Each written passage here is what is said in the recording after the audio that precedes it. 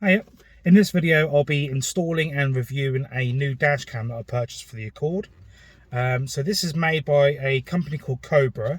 I'm not too sure if it's the same company that makes the Cobra car alarms. I suppose a quick Google search would confirm that. So I got this at local motor factors here in Norfolk called Wilco Motor Spares. So yeah, let's dive in and give it a look. So it comes with front and rear camera.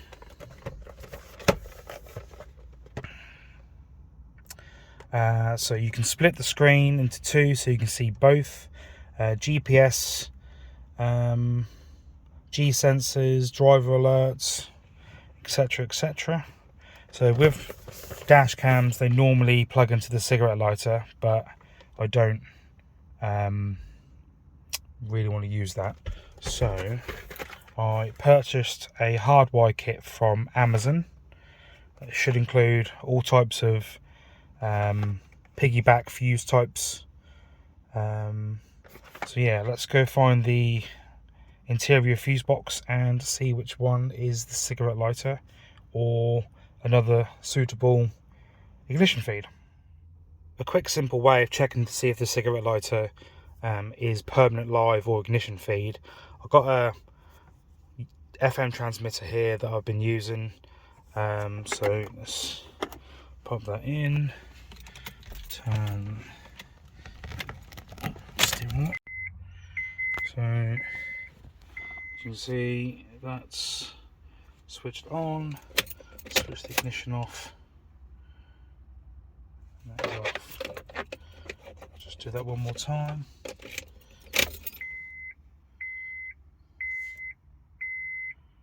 Ignition on and off. Right, so I should be good to use the cigarette lighter. So let's find the fuse box. Please excuse the state of the front mat. So this is inside the box for the wiring kit. You got a trim tool, a fuse remover, some fuses in various types. You got your different piggyback attachments. You've got an extension which looks like it converts from micro USB to mini USB, and then this is the adapter itself. So I guess it depends on what fitment USB your camera takes, so that's a pretty good addition. So the fuse box on the Accord is just here, so let's have a look. So number 9, 20 amp, looks like it's the cigarette lighter, which looks to be that dark yellow one. So let's go ahead and pull that out and fit the piggyback. So once you've found the suitable fuse that you want to take the ignition feed off, you put the dash cam fuse at the very top on the piggyback, and then whatever fuse you've removed below it. So that live is now connected to the rest of the loom, and then you'll notice there is an earth cable as well. So you need to find a suitable earthing point. So as you can see, I've started to pull the trim out. There isn't really anything along here. There is main earth point here, but I'll probably use this bolt fixture here. It's easily more accessible than that one. So I'll go ahead and route the cable from the fuse box up behind to here, and then I can start routing the wiring for the dash cam. So the earth cable is now attached, it's now ran through. The transformer box is behind this panel here. I'm now going to cable tie this and tuck it up there with the box. So that's all that's left is the earth wire coming down and then the main power cable. I won't plug that in just yet, not until the rest of the cabling's all routed round. So I've now started to feed, well, I fed the black cable for the dash cam itself round, ready to go up the A-pillar. So at this point of the installation, obviously you'll be feeding the wires up the A-pillar across the roof lining to the camera, but because we need to feed another cable from the camera to the back of the car, you sort of want to be pulling all the trim off just the once. So inside the camera box you've got your front camera, your rear camera, which has a 16 gig memory card already in it. That includes it in the box. So that looks like a PC connector cable. Got USB cigarette lighter plug. Obviously we won't need it in this case. The suction mount for the windscreen. You've got an extension cable for the rear camera. You got the main split cable to go front to rear, and then that's the main. That was what normally would be the main power cable from the camera down to power. So we don't need this because we've got the hardwire kit, and then that's obviously the rear camera itself. So let's figure this out, shall we? Right, so the camera itself is micro. So with our Y splitter, micro. So that plugs into that. On the end of the micro or power cable, we then got micro and then the extension for the rear camera. But when you look at the main power cable, oh no, tell a lie. No, this is the dash cam. This is the hard wire. So yeah, so that, luckily they include the adapter. So the adapter goes into the hardwire kit, which is this short cable. You can see that then converts it to micro, if the camera decides to focus, which is not. Come on, focus. Micro. So yeah, that does make sense. So then from the Y all the way to the back. So it'd be easier if I loosely mount the dash cam to the windscreen and then route the cable from there, tuck it all away, etc. So let's get some blue tissue and some white spirit, because I don't think they include a alcohol wipe. Nope, can't see it. So yeah, I'll grab some white spirit, clean the windscreen, and go from there. So that's the fuse and piggyback holder now plugged into the fuse box. As we know, it's already earthed. So the cabling is hid. Put a cable tie around the rear view mirror just to help tidy that up. If not, this would have been even more on my sight.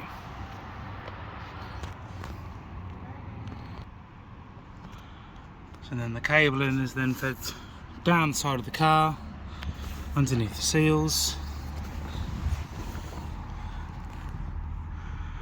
round the C-pillar, and then to the dash cam itself. Right, so let's give it a try.